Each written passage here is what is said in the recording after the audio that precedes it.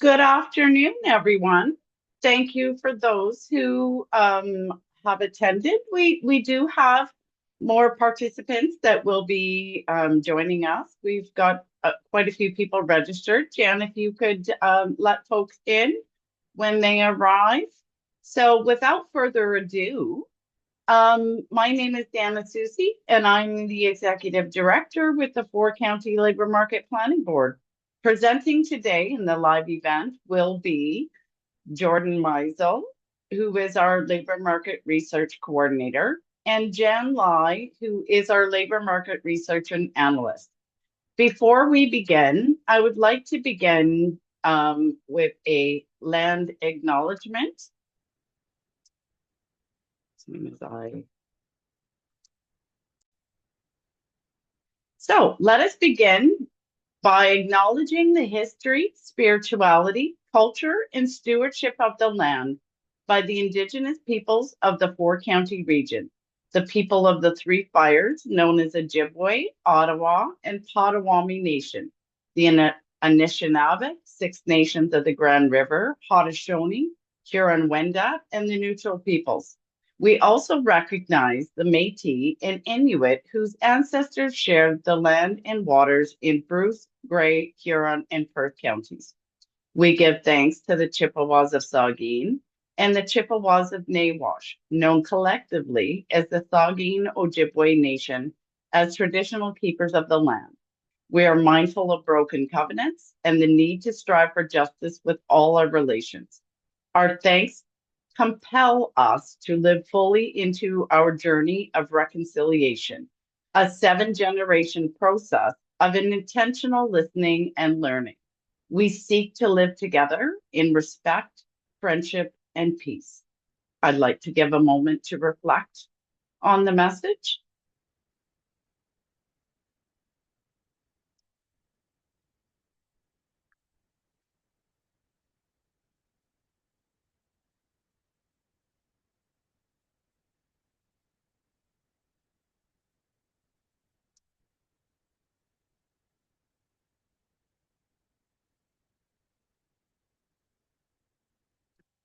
So, before we begin with the presentation, for those of you who may not be aware of who we are and what we do, the Four County Labor Market Planning Board is one of 25 workforce planning boards in Ontario.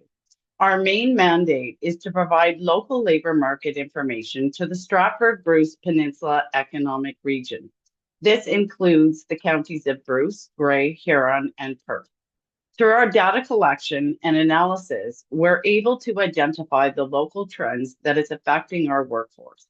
By participating in various partnerships and community planning tables, we're able to identify the areas that make us unique when we're comparing ourselves to other regions, Ontario, or Canada.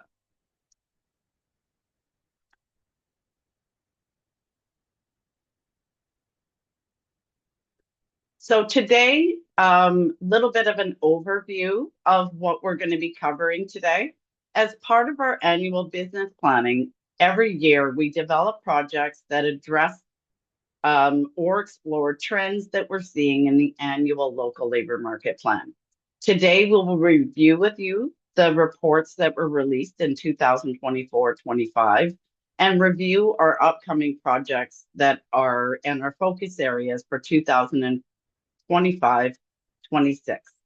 So today we'll be covering examining our aging workforce report, the 2024-25 Employer One Survey report, the clean energy impacts, the local labor market plan, and as I stated, we'll kind of review a little bit about next year's local board projects and focuses. So before we begin, and I hand this over to Jordan, I just want to go over a few housekeeping rules. We do have a lot of information to cover today. So I would like to ask that if you have any comments, feedback, or questions, that you put them in the chat or hold them to the end of the presentation, and we will take them up at that time. And we definitely encourage, if you have not read the full reports, to do so following the presentation. We're open to having meetings if you would like further clarification or to discuss anything that was in these reports. So without further ado, Jordan, I'm going to hand it over to you. Great. Thank you, Dana, and thank you all for joining us this afternoon. My name is Jordan Meisel, and I am the research coordinator here with the Fork County Labor Market Planning Board. So today I'll be providing you with an overview of two of the projects I led this year, beginning with examining our aging workforce. And I am going to go ahead and just pop off my camera while I'm going through the slides here, so just one moment. Okay, and if you can move to the next slide there, Dana.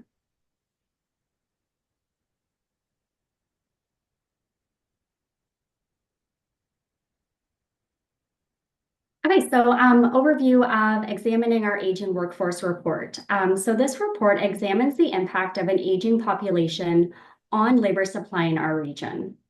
It looks at how we may encourage greater retention or reintroduction of older individuals back into the workforce with a focus on flexible and or non-traditional work arrangements.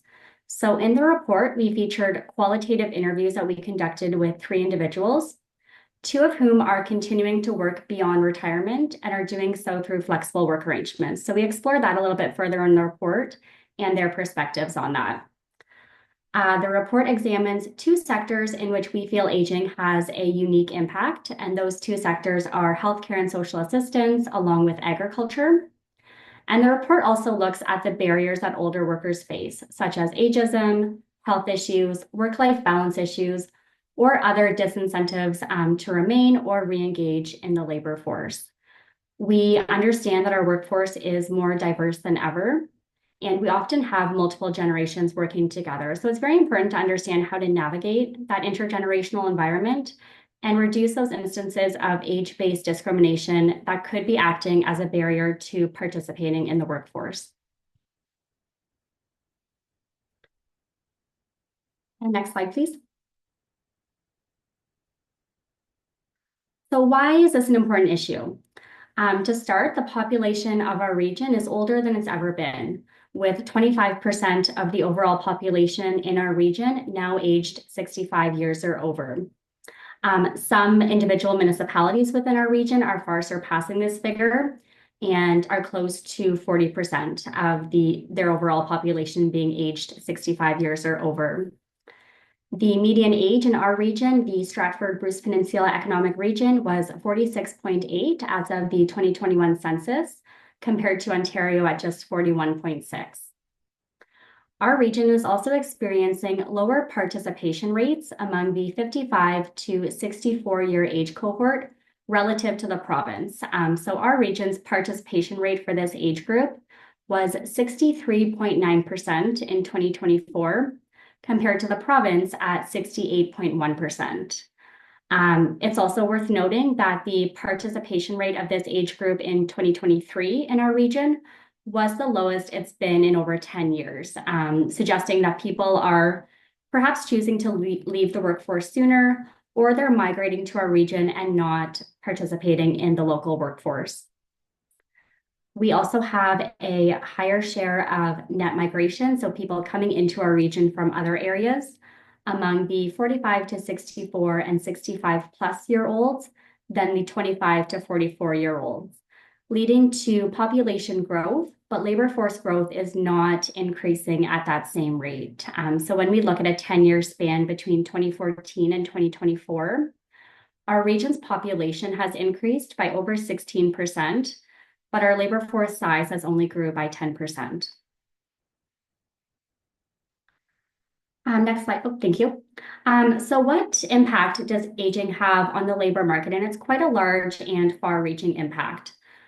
So first, by examining participation rates, we understand that older individuals are less likely to participate in the workforce. The number of individuals not in the labor force have reached record highs in recent years in our region. In 2024, there was 108,700 people not in the labor force. There's also been significant drops in the renewal ratio of younger to older workers. So the renewal ratio looks at the ratio of younger to older workers. Back in 1996, there was 2.7 younger workers classified as those between 25 and 34 years old for every older worker classified as those who are over 55. So back in 1996, that ratio was 2.7. In 2018, that ratio dropped to just one. So one younger worker for every older worker. And it's likely even lower now at this point in time, but we don't have updated figures on that ratio from StatsCan. We, of course, have the ongoing retirement wave of the baby boomer generation, as well as chronic labor shortages and very low unemployment rates over the past few years have left a small pool of available workers in the core working groups between 25 and 44 years old.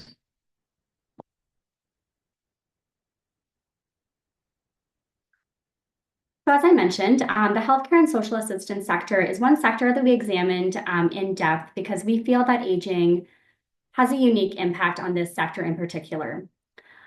So with a rapidly aging population comes a naturally increased demand on the sector, as older individuals are more likely to require these resources.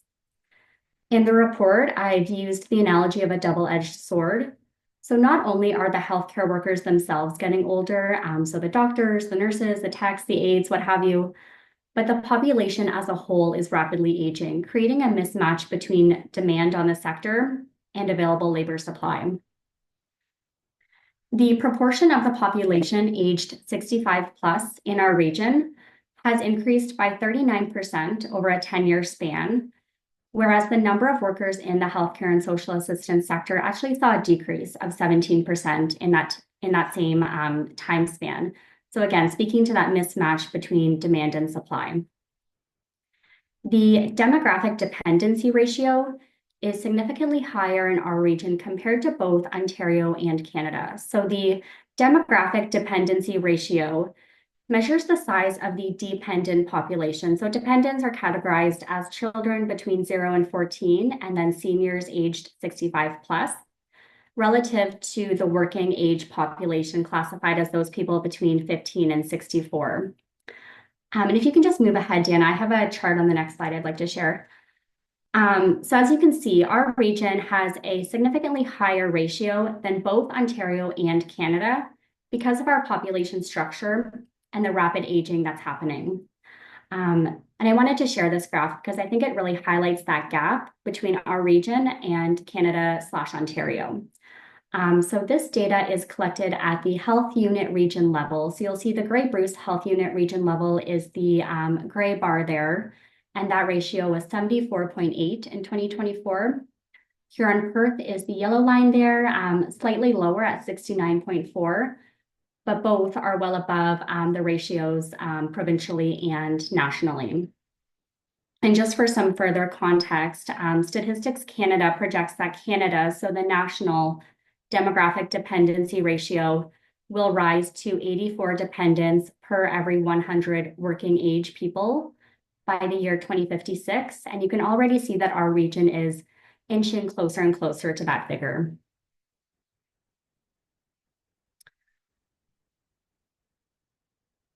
The agriculture is another sector in which aging has a strong impact. So our region has the second highest share of agricultural workers in the province at 11,700 people. We are just behind the London, Ontario economic region for this. And this sector is significantly older when compared to all of the other sectors. So nearly 20% of workers in agriculture in the region are aged 65 years or over.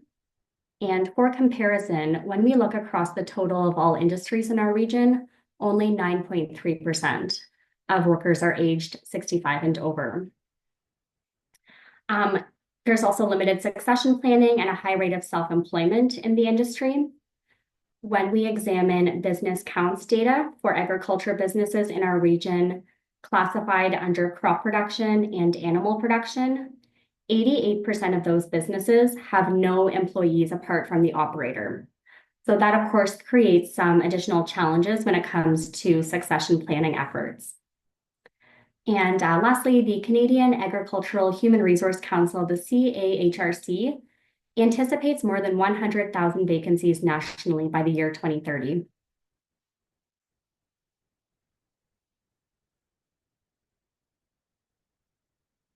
So lastly, just touching again on retirements. So the retirement wave of the baby boomer generation, those born between 1946 and 1964, has an increased impact in our region.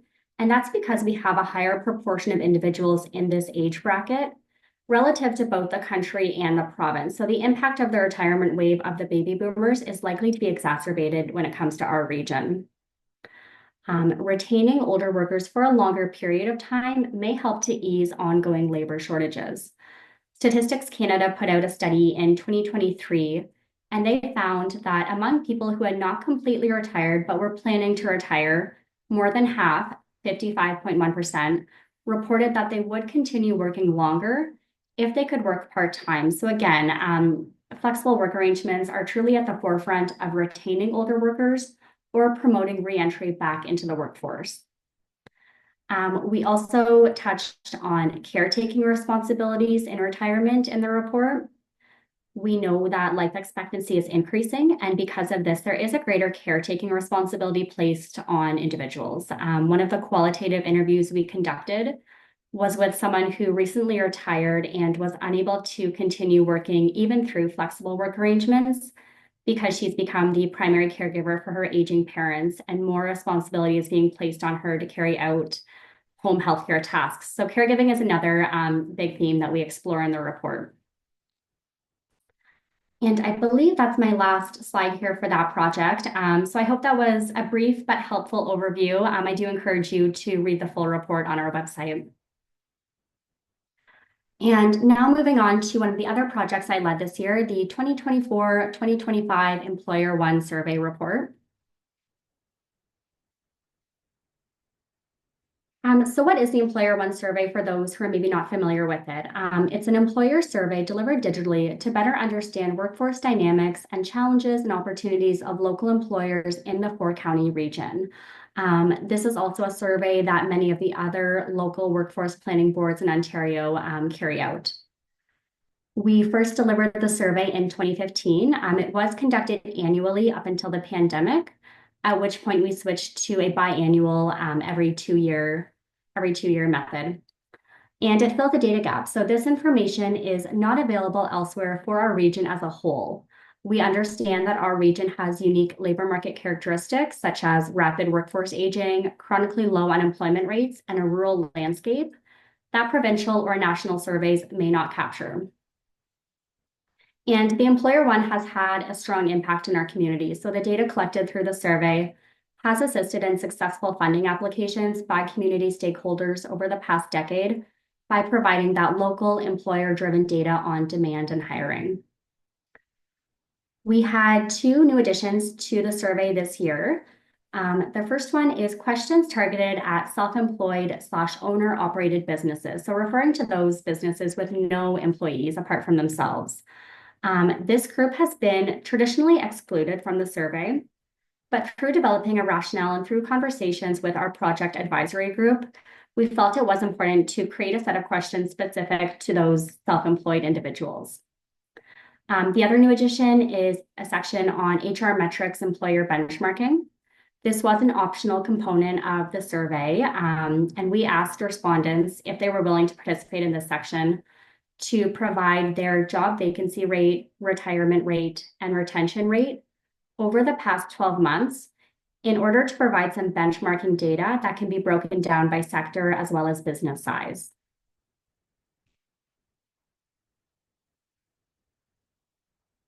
So looking at some of our survey demographics, 73% of respondents were employers with at least one employee. 27% had no employees. We did anticipate that this number would be a little bit lower, just given that it was a new addition to the survey this year. Responses by county, the highest response rate was seen in Huron County, lowest in Bruce County. And the top sector representation was seen in manufacturing at 17%. And the other top sectors represented range from 8% to 12.5%.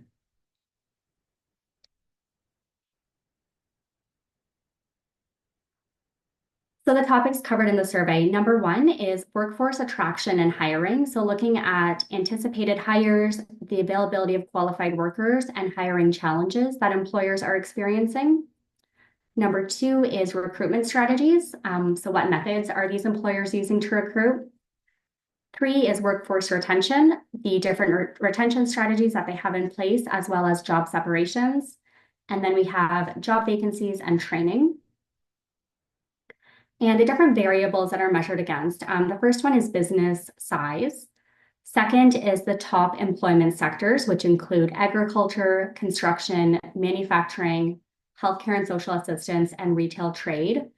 And combined, these 5 employment sectors make up nearly half of our region's workforce. And lastly is time series analysis.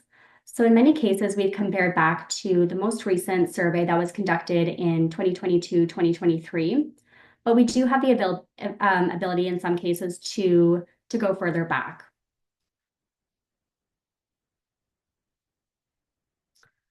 So what were some of the key findings from our employers? So those businesses with 1 or more employees. Compared to 2023 survey results, employers in all of the top 5 employment sectors noted a decrease in the length of time positions were vacant. And this was not a huge surprise, as the 2023 survey was conducted in late 2022, early 2023, and job vacancy rates in the region were much higher than they are now. And we also know that unemployment rates are starting to rise. So it makes sense that some employers may be having a less challenging time filling vacant positions. Compared to 2023 results, employers appear to be less dissatisfied with the availability of qualified workers. So in the 2023 survey, 57% of employers rated the availability of qualified workers as poor, and this was the highest it had been in the survey's history. In this most recent survey that we conducted, that poor rating dropped down to 40%, and the excellent rating saw an increase. Word of mouth remains the top recruitment method, and it has so for a couple of years now. A lack of motivation, attitude, or interpersonal abilities, soft skills among applicants was the top reason reported by employers as to why they felt positions were hard to fill. So again, comparing to 2023 results, the top reason was that employers were getting no applicants at all. In this year's survey, it suggests that they are receiving more applicants, but these applicants are lacking those skills that fall under the soft skills umbrella. Unaffordable and inaccessible housing, alongside a lack of transportation options, continue to pose major hiring barriers. We've seen an uptick in job separations due to retirements, and I touched on that in some of my previous slides. And while many employers recognize the benefit of training opportunities, responses suggest that they are fearful of losing trained employees to other organizations, as well as productivity losses during training time.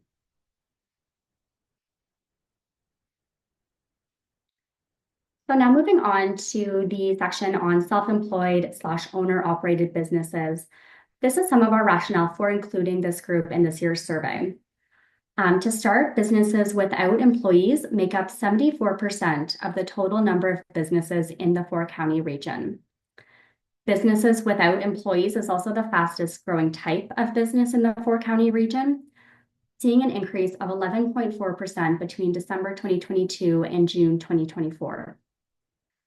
According to survey results, 32% of respondents are prospective employers, reporting that they plan on hiring staff in the next 12 months, and 34% were unsure. Lastly, our region had the highest rate of self-employment of all economic regions in Ontario in 2024 at 18.1%.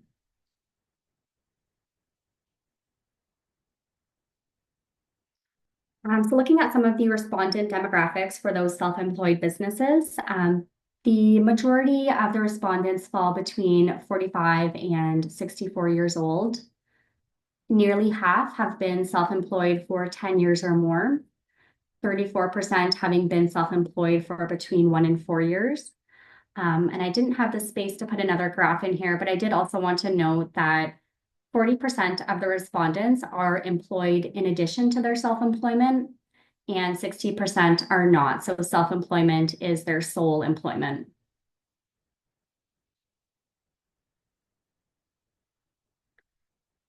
So what were our key findings from our self-employed / owner-operated respondents? So the drivers of self-employment. Respondents were motivated because they saw a business opportunity they felt they could serve.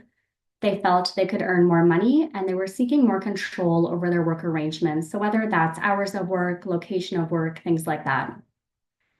The limitations of self-employment are a lack of steady income, a lack of non-salary benefits, as well as work-life balance challenges.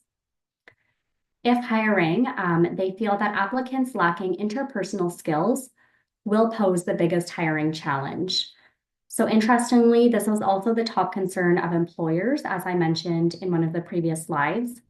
And I think this speaks to the continued need for employment services training and LBS and other groups and programs to help develop those soft skills among job seekers that we know are extremely important to employers or prospective employers. High costs, a loss of productivity during training time and distance pose barriers to accessing training opportunities. And lastly, just to note that responses varied based on age and the period of time in which they've been self-employed. And I believe that is it for me. I will pass things on now to Jan, and she will cover the Clean Energy Impacts project. Thank you, Jordan. And the findings of the Aging Project and the Employer One surveys are, well, very inspiring and obviously echoed with what we found in the Energy Project and the Local Labor Market Plan as well. And also thank you everyone again for joining us today. I'm Jan. I'm the project lead for the Clean Energy Impacts Project and the 2024 and 25 Labor Market Plan. Before I jump into sharing the findings of the Clean Energy Impact Project, I also need to turn off my camera. So last year, we decided to put our focus on understanding the workforce supply and demand surrounding the clean energy sector. So clean energy here, we are referring to all the energy sources that do not produce greenhouse gases during the energy generation process. To put it simple, that is, all the energy sources that do not cause global warming. A typical example, which is also the focus of our project, are nuclear energy and hydroelectricity. Our motivation for doing the Clean Energy Project was straightforward. We all know that Canada is moving towards the net zero emission target, and our region, the Stratford Bruce Peninsula Economic Region, has both the potential and the opportunity to continue to lead in Ontario's clean energy transition, especially in terms of energy generation. As a matter of fact, our industry here is strong. We have identified 13 industries that is closely related or directly related to clean energy, and our share of employment of these 13 sectors in the region is actually doubled that of the provincial level. And also, as a matter of fact, in 2023, about 53% of the energy output in Ontario comes from nuclear, and Bruce Power alone supplies around 30% of the whole Ontario's electricity. And not to say that on top of nuclear energy, we also have plenty of developments in hydroelectricity storage, as well as hydrogen fuel cell developments. So there are a lot of opportunities here that drive us to consider that there is a need to review our current workforce landscape, as well as the future demands to support all the development in the region. Next slide, please. So we combine the use of quantitative data and qualitative interviews with major employers, as well as focus groups with other community partners to understand more about the clean energy sector workforce. We have identified a total of 88 clean energy related occupations that are with local employment in the region. And these 88 occupations do not include general administrative roles like office clerk, which is also found in other sectors. The majority of these occupations are natural and applied science related occupations, which is not surprising, and also trades and transport and equipment operators, as well as manufacturing and utilities occupations. In our project, there's one thing that stood out to us is that actually about 40% of these 88 occupations, they all have over half of their current employees aged 45 years and over. This data is from the 2021 census. In other words, 40% of these clean energy sector occupations will have over half of their employees retiring in the coming 5 to 10 years. That being said, we have some positive news regarding the diversity of our workforce, as well as the potential for future workforce development, that is among women. We found that women actually account for about half in advanced manufacturing occupations that is related to clean energy. These figures compared like significantly higher to the provincial level, which is less than 30%. So in the future, as we continue to grow our workforce in clean energy, women is definitely a way that we can work on to diversify the workforce. Next slide, please. So before getting into impacts and future needs of the clean energy sector, this slide here define and divided the impacts that we are referring to in this project into 3 types of employment impacts: direct employment impacts, indirect employment impacts, and induced employment impacts. For the first 2, direct and indirect employment impacts, they are more straightforward. We are referring to the fact that we are having a lot of developments right here. So all the jobs created to support the planning, construction, and operation of all these new clean energy facilities, as well as the supply chains that backing these activities. These are the direct and indirect employment impacts of the clean energy projects. But for induced employment impacts, it actually affects basically all the major sectors in the region. The rationale is straightforward as well, because people follow jobs. As we have more jobs created through the clean energy developments in the region, it will bring in more workers and their families into the region. The influx of population will bring about new business opportunities that spill over to basically all the sectors, from accommodation and food services to retail and wholesale trades, as well as transportation or educational services. So these are what we call induced employment impacts. So, and then we will look into the future needs brought by the clean energy impacts, clean energy projects. Next slide, please.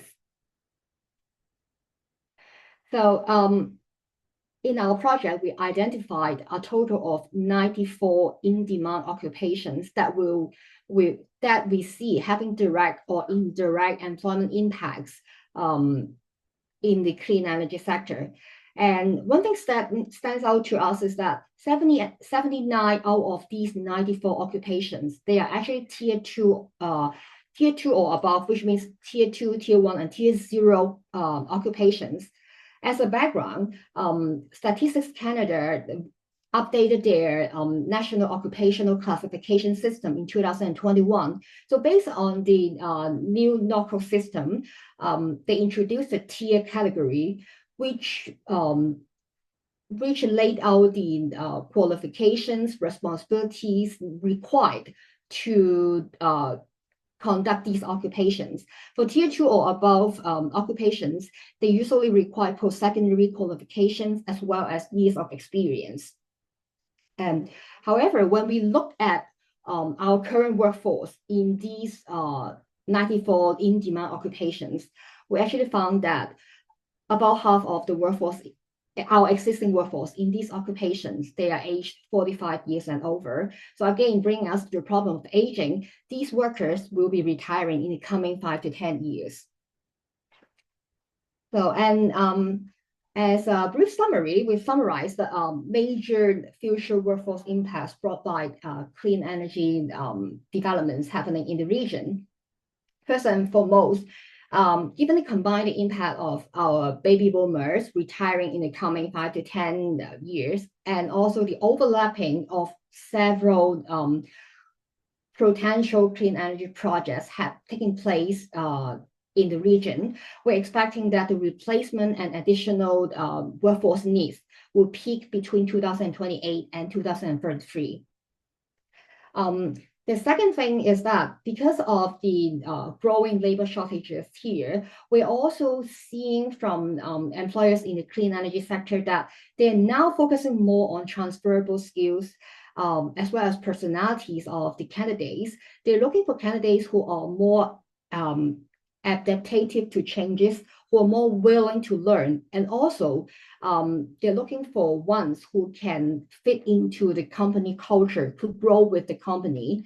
And the other trend that is related to these changes in focus of employers is that they are trying to look for candidates from a broader background instead of traditionally from very specific technical or professional educational background.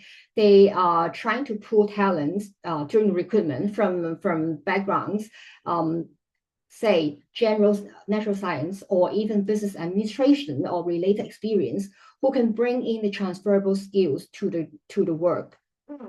So this can be both a blessing and a curse. For employers in the clean energy sector, that means that they will have a broader talent pool to kind of ease their recruitment difficulties. But at the same time, it also means that it will add additional pressure to other sectors' employers, because these talents are already in demand in other sectors. And when there are more employers from different sectors to look for the same pool of talents, we're expecting the competition in recruitment to grow in the coming future. So next slide, please.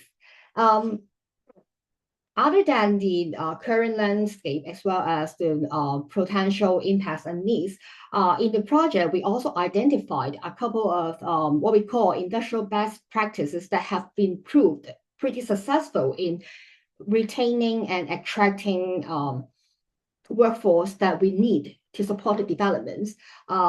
First of all, that is regarding youth attraction and retention.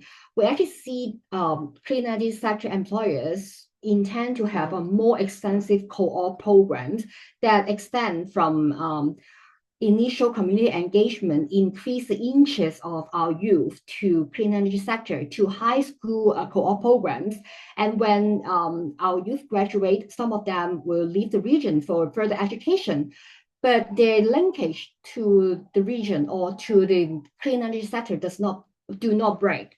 Instead, they continue to come back to the region, to the company for co-op programs throughout their post-secondary education.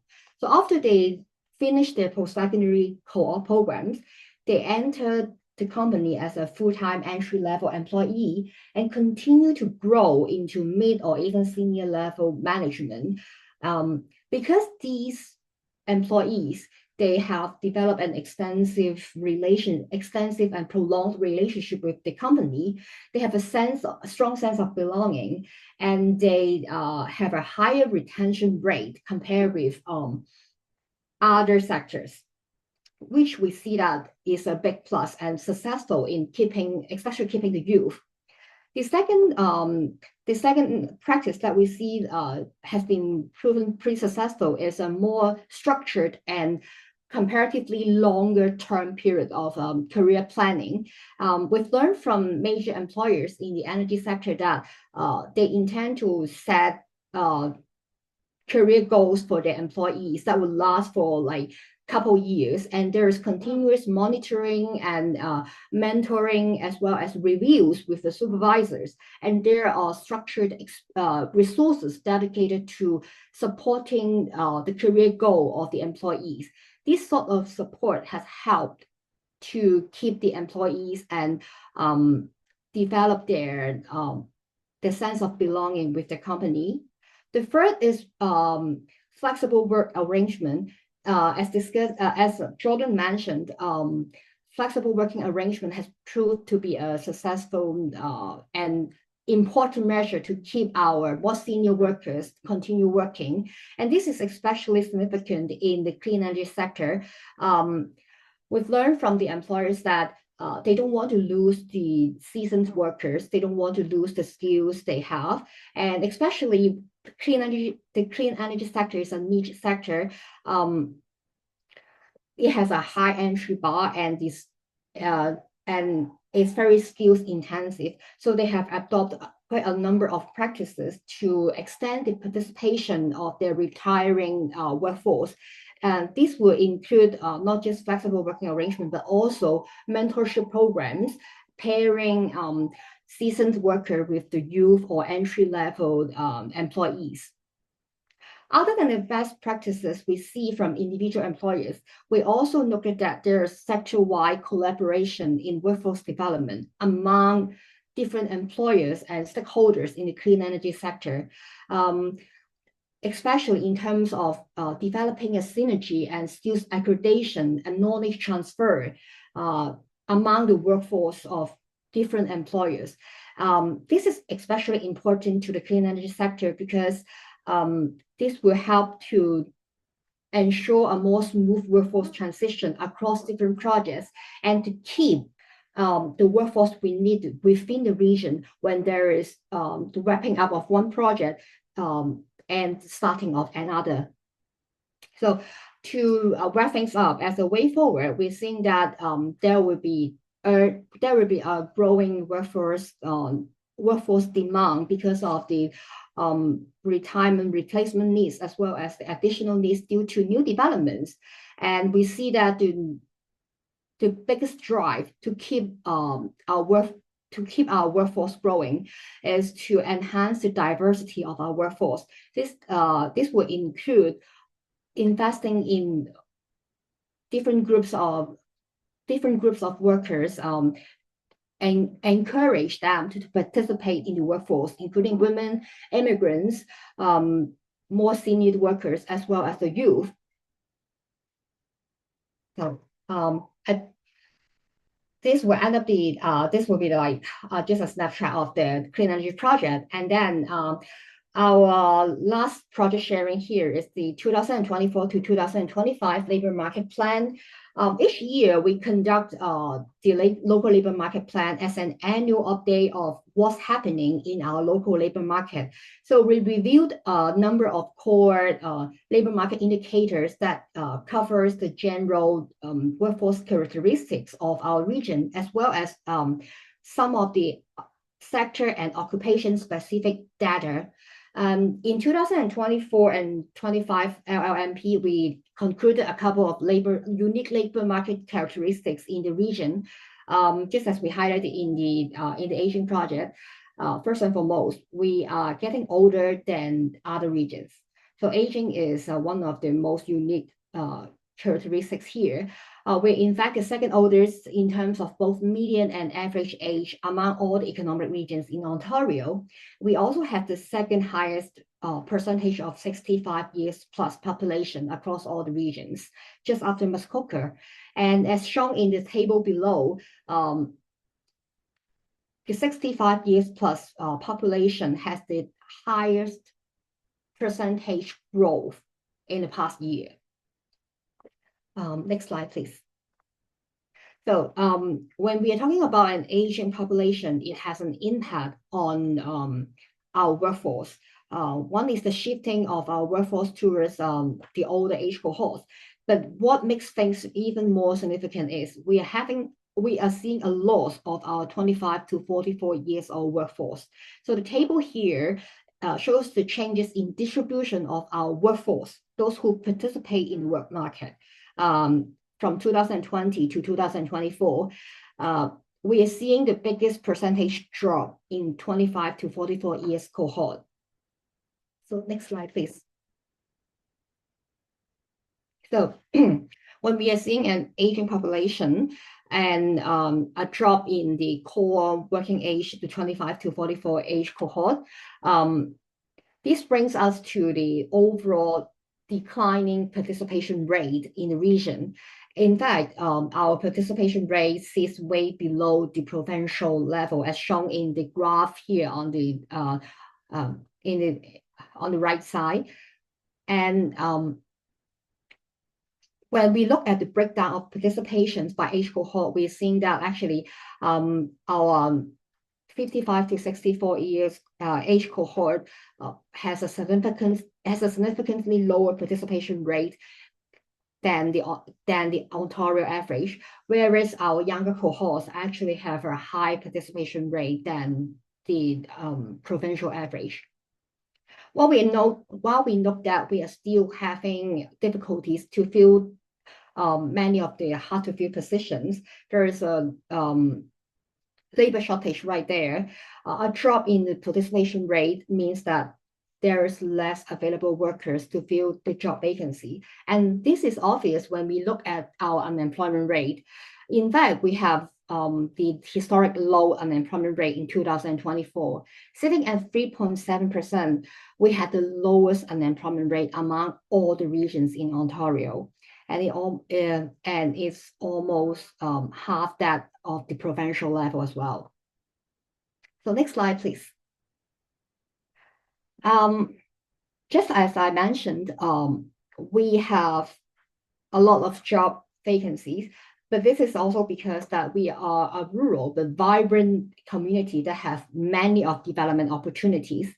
When we take a look at number of businesses, we see that actually we had a pretty significant growth in terms of number of businesses from December 2022 to June 2024, which was by the time the report was released, the latest number that's available. We saw an 8.9% increase in total number of businesses. While still most of the increase were among those without self-employed, without any employees, we're also seeing a significant increase in big businesses having 500 plus employees. The next slide, please. And then after taking a general look in our overall labor market, these are some of the sector-specific and occupation-specific analysis. In 2024, we found that the major employment sectors in the region remains healthcare and social assistance, manufacturing, wholesale and retail trade, as well as construction. And in fact, these top four sectors make up over 50% of our total employment in the region. But other than that, we're actually seeing a transition of our local labor market towards sectors that are more intensive in, I would say, skills added occupations. Those sectors that have a higher employment in tier 0 to tier 2 jobs. So we see that the sectors that have the biggest percentage increase over a 5 years interval are utilities, professional, scientific, and technical services, business, building, and other support services, which include, say, business management, and information, culture, and recreation. These are the top 4 sectors that we see the biggest growth. Next slide, please. So this transition is actually even more significant when we take a look at employment by occupations. So the tables here shows the major occupations by number of employment in the region in 2024. While sales and services occupations remain the biggest occupational groups by number of employment, we're seeing the second and third are trades, transport, and equipment operators, as well as management occupations, which are actually occupational groups that require post-secondary education and years of experience. And in fact, when we take a look at occupational groups that have the biggest percentage and number of growth over a 5 years interval, management occupations stand out to be the one that have the biggest number and percentage growth, followed by natural and applied science and related occupations, as well as occupations in art, culture, and recreation and sports. Just to supplement statistics from Statistics Canada a bit, when we take a look at local job postings in 2024, actually about 60% of the local job postings, they are jobs that fall under tier 0 to tier 3 categories, which means they require post-secondary education and years of experience. So this is basically and this is basically the I would say the demand side, but actually this demand side aligns with our supply of our workforce. Next slide, please. So this table here is a comparison of the educational attainment of our workforce in 2016 census versus that in 2021 census. It is pretty significant that our workforce have a significant growth in terms of those who have university certificate or degrees. And this represents that the trend of the transition towards more skills or more skilled or professional occupations aligned in terms of both supply and demand of the workforce. So this is basically the wrap up of some of the major characteristics that we see in 2024. And yeah, get back to Dana.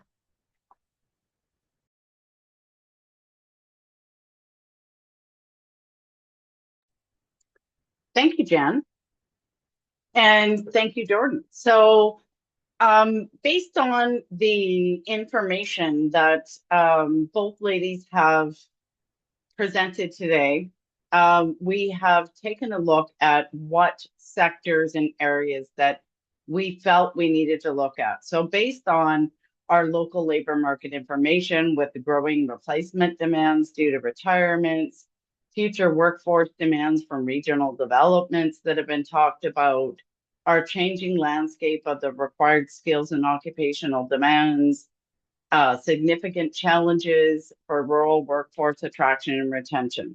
So based on the aging project, we felt that navigating the future of care. So taking a look at a little bit more detail about what exactly that's going to mean to our healthcare system is an important sector to look at. Closing workforce gaps, leveraging newcomer talents, taking a look at what are makeup of immigrants who are already here, temporary foreign workers, and how those can be utilized in different sectors like agriculture and all sectors.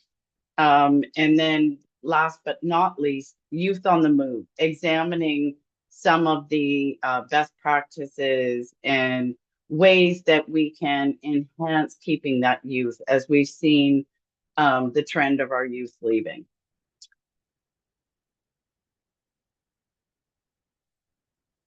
Bear with me, folks. So that is the end of our presentation today. I am going to stop the recording.